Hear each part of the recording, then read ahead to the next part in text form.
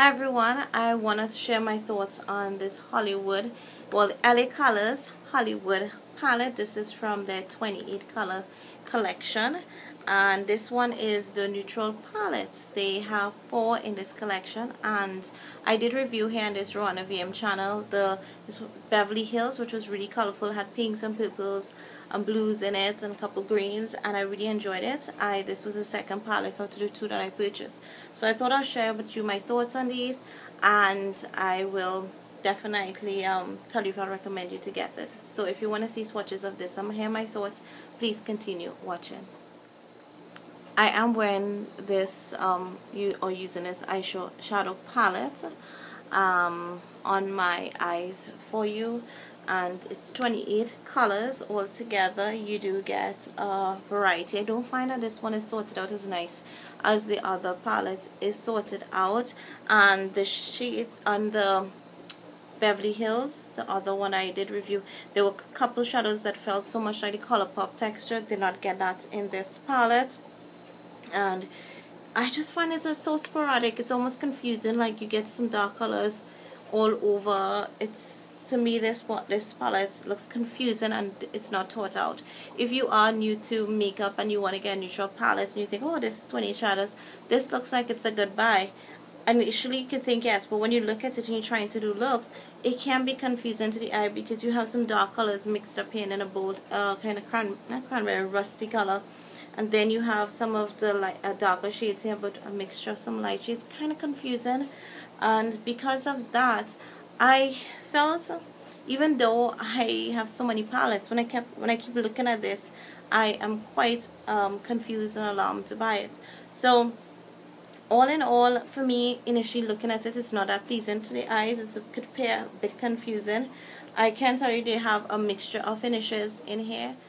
For the finishes, you get matte, satin, and some of them do have a metallic bit to them. I did take off my watch and roll up my sleeve so that I can show you swatches. And while I'm talking about the colors, while I'm doing the swatches, I will talk about the colors. So these are the first 4. Have no primer base on my hand, and these are more or less like matte colors. This little one on my little one, the swatch on my pinky, looks a bit more like it has like a satin overtone. But I can tell you straight off, these appear to be a little chalky when applied. Now I have a pink base, which is my MAC red velvet shade stick. I have that as my base, and I do have this color on. When I did try to apply it, however, I had to do it almost like 6 times on each lid. It really was not staying that well. Then we go in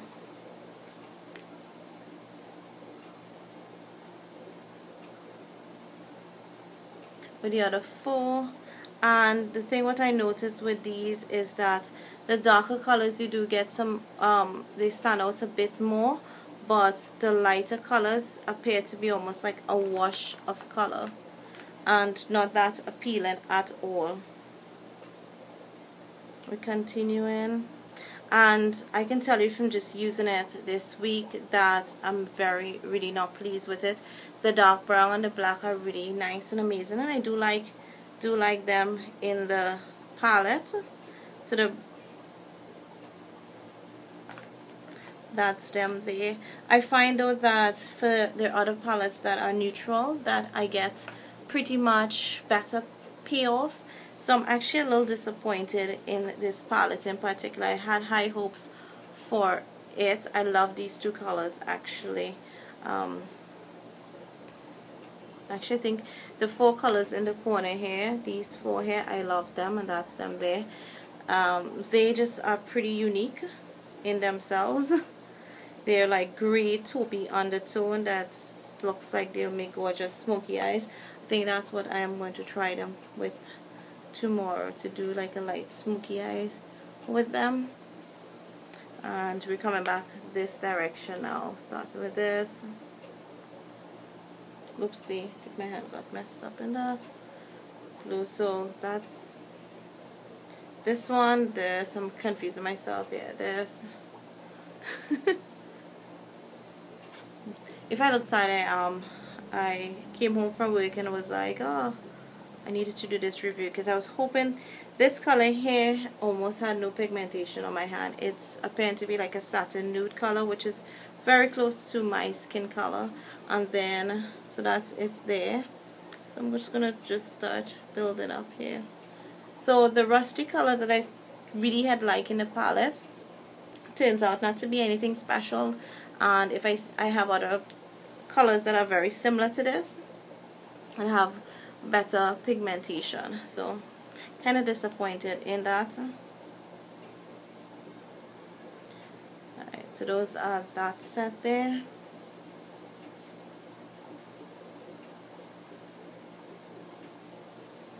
So those are the next. Well, some of them again you can't really see them that clear. And we have our last 4 swatches.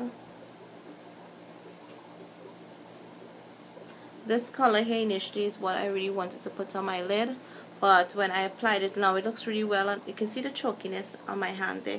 But when I was applying it, it really looked crazy on my lid. Hope I don't mess up my jacket. So I'm not really happy at all with the pigmentation. Some of them are like nice. They have more of a satin feel to them, but I can tell you, like, these 4 colors here are gorgeous. They'll make a nice brown smoky eye or taupey eyes. And then you have like even this color here, which is some, I think it's like this color there. It's, you know, it's all right. A lot of I think this has a lot of colors that you can use for like transition because of how faint they work. But and the darker colors are like really great colors. You can see they have pigmentation for like crease colors, so they work well.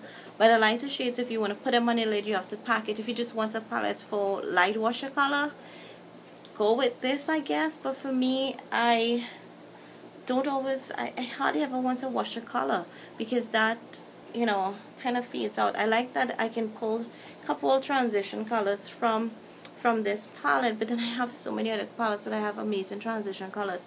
So for me, as a neutral palette, I definitely wouldn't recommend this one. There are others that I would definitely suggest you can get. And even the this is the Hollywood, this one is the Hollywood, even the Beverly Hills, which I review, had a couple of neutral colors in it. I definitely would recommend that one for beginners because even though they're bold colors, there are neutral colors and you can actually experiment with those bolder colors, you know, ever so often. You can mix them with the neutrals or for a pop of color, that kind of thing. They are really workable, and as again, just get this whole neutral palette, and then there's just a couple that you can use. I don't really like this one, and I wouldn't recommend you guys to go out and buy this. There are 2 others. I don't think I will buy them because I'm happy with what I have. I did pick up, however, these are the 28 pounds. I did pick up 2 of the 16 pounds. One was so much recommended by the Rose 85, her channel. That one I think is called Sweet.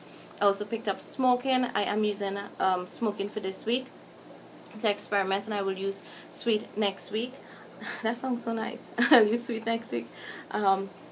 But to me, so far for this one, it's a bummer. I give this one like a 2 out of 5, and I wouldn't recommend you to get it. I will let you guys know if the 16 pounds work as great as these 28 pounds, and these are actually around $30 to $35, I think. And I think the 16 pound also are around $30 also. So, but this one is Hollywood. Don't recommend it. Beverly Hills, which is the one I did. I will link that video below. Definitely recommend it.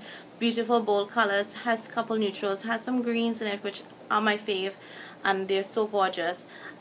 Swatches of these, they look really kind of nice in my hands, but when you apply it, it takes a lot of packing.